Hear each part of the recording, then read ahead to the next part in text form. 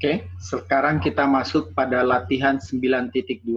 Di buku saudara ada di halaman 189. Ya, 189, latihan 92. Nah, dari sini perusahaan memiliki data neraca per 31 Desember, di mana posisi kasnya adalah 1,8, saya pindahkan ke sini, ini posisi awal. Kemudian piutang usaha 676 juta, perlengkapan 30 juta, persediaan bahan baku 320 juta, persediaan barang jadi 274, aktiva tetapnya 1,2 miliar, utang usahanya 700 juta, utang banknya 926, kemudian modal sahamnya 2 miliar, dan laba ditahan 674 juta. Nah, kemudian perusahaan melakukan beberapa transaksi A sampai I. Nah, dari data-data transaksi yang ada di halaman 190 tersebut, saudara diminta menyusun proyeksi neraca tahun depan. Nah, kita lihat dari transaksi-transaksi yang akan dilakukan. Oke.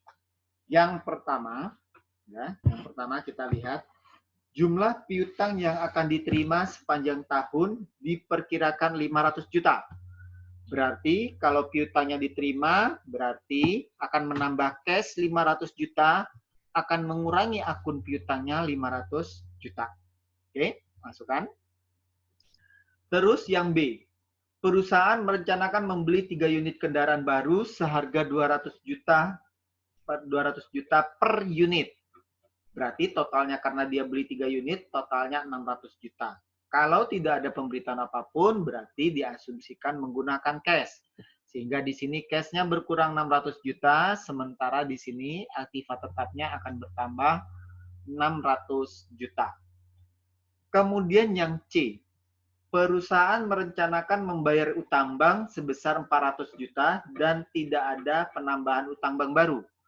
Berarti karena kita membayar utang bank, maka di sini kita lihat cash-nya berkurang 400, utangnya juga berkurang 400. D, utang usaha yang rencana akan dibayar adalah sebesar 250 juta. Oke, ini ada kebalik. Berarti yang D, utang usahanya dilunasi 250 juta akan berkurang 250, cash-nya berkurang 250.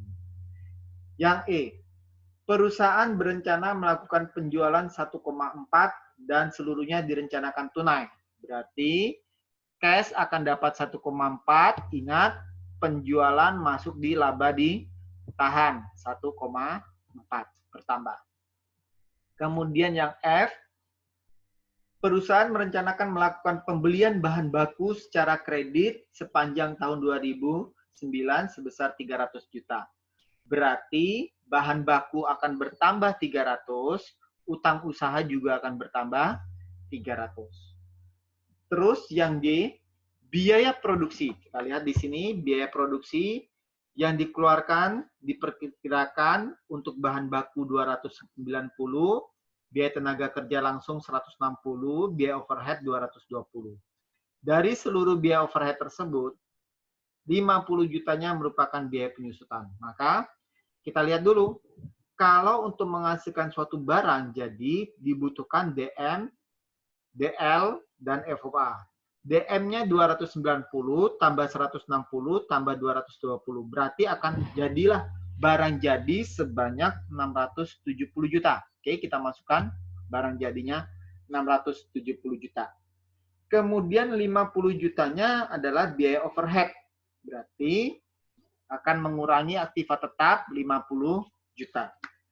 Terus, kemudian biaya bahan baku yang dipakai sebanyak 290. Berarti persediaan bahan bakunya akan berkurang 290. Berarti cash-nya berapa? Cash-nya berarti untuk yang direct labor, biaya tenaga kerja langsung 160 juta, ditambah overhead 220. Namun ingat, overhead 50 jutanya adalah biaya penyusutan. Sehingga 220 kurangi 50 sama dengan 170, itu yang merupakan pengeluaran cash. Berarti yang cash adalah overhead-nya 170 juta, tambah biaya tenaga kerja langsungnya 160 juta, berarti ketemu angka 330 juta. Nah, saudara lihat ini 330, 290, dan 50, kalau dijumlah pasti sama dengan 670. Kemudian yang H, biaya operasional yang dikeluarkan sepanjang tahun adalah 375. Sementara 45 jutanya merupakan biaya penyusutan. Berarti 45 jutanya akan mengurangi aktiva tetap. Di sini 45 juta. Kemudian cash-nya berarti 375 kurangi 45 sama dengan 330. Berkurang. Sementara yang lainnya dimasukkan sebagai biaya yang akan mengurangi laba ditahan sebanyak 375 juta. Kemudian penjualan sepanjang tahun sebesar diperkirakan harga pokok penjualannya sebesar 600 juta. Berarti barang jadinya akan berkurang 600 juta, kemudian biaya HPP-nya akan mengurangi laba ditahan 600 juta.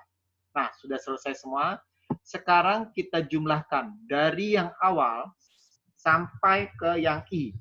Maka ketemu posisi akhir 1.790.000, piutang 176, perlengkapan 30, persediaan bahan baku 330, persediaan barang jadi 344, aktiva tetap 1,7 miliar, utang usaha 750, utang bank 500, modal saham 2 miliar, laba ditahan 1 miliar. Kita pindahkan ke sisi neraca, dalam bentuk neraca.